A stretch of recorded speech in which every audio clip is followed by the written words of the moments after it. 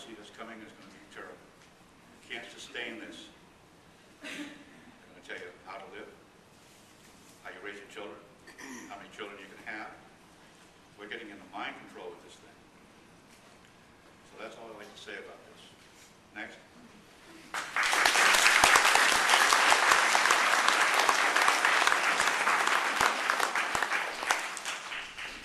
Anybody that speaks, I know it's really hard to hear folks all the way in the back, so it's kind of, it's kind of tough to lean over this microphone, but really talk into it so everybody can hear in the back. Thanks. My name's Judy Miller. I live on Oak Island. I'm a registered independent. I'm American. I'm not an un-American. My husband and I drove here today in an evil SUV. The bottom line here, I think, is if this health care is so wonderful and it's going to be the answer to all of our problems, all of our woes, why has this Congress decided to exempt themselves?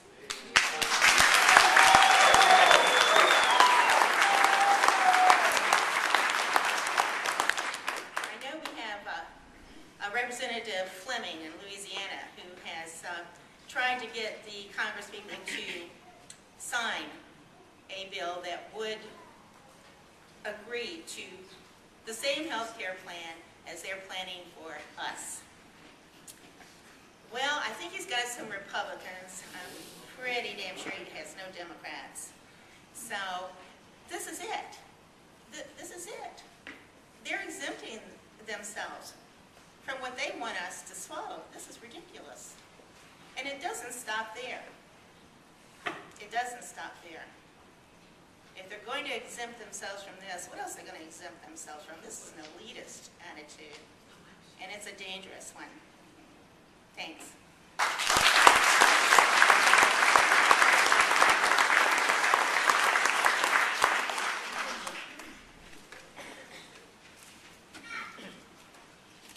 My name is Doddridge, and I'm here from the Wilmington area. And when I saw this in the newspaper about the meeting,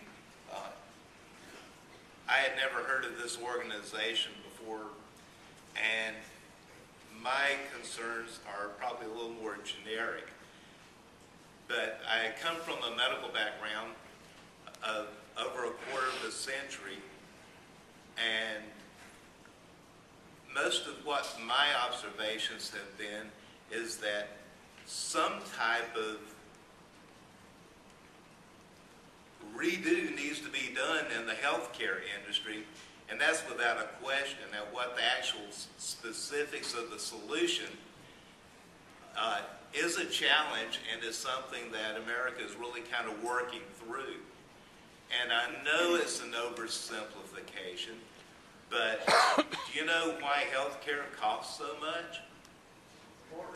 Doctors charge too much. And it's not only the doctors, it's the pharmaceutical industry. It's everything you can think of. You could get a $1.50 spoon at Walmart, and if it's sold through a medical supply house, it's $26.69. Things are just too expensive.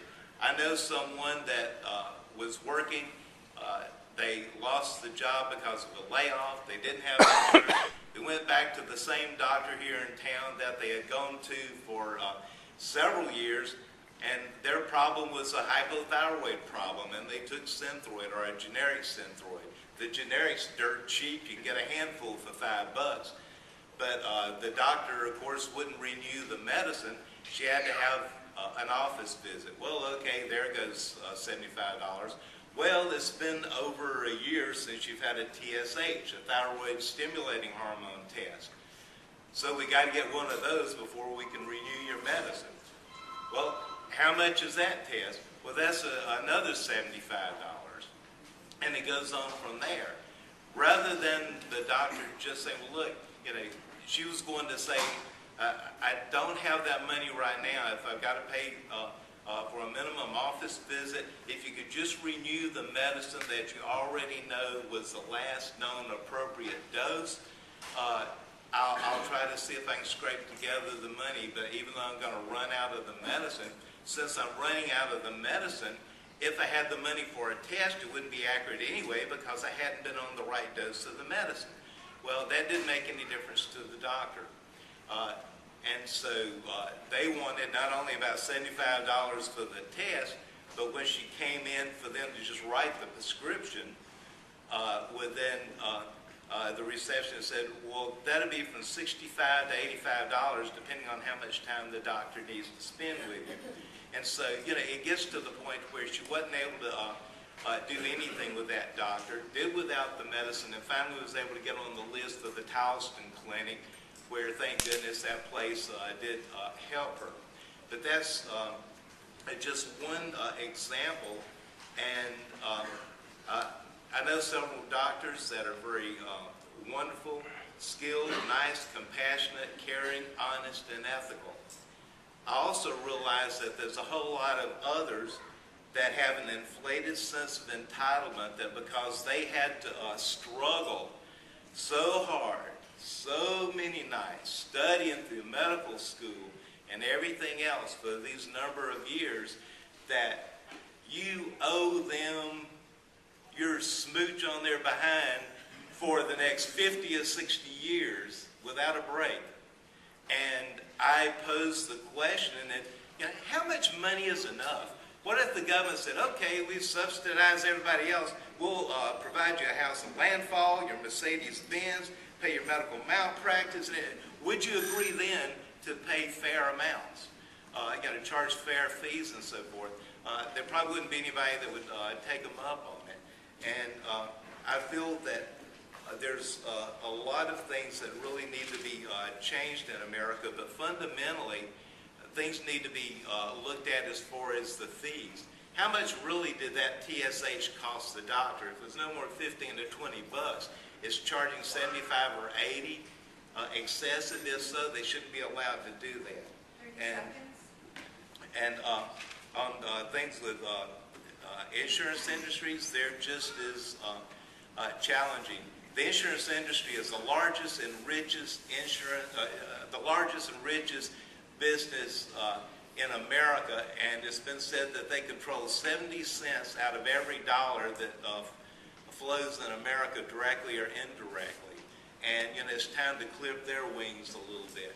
So my whole approach is, yes, the system is screwed up and people are being exploited, taken advantage for, and something has got to be done. But take a look at things across the board and try to put a little fairness and honesty into things. And that's my story, and I'm sticking to it.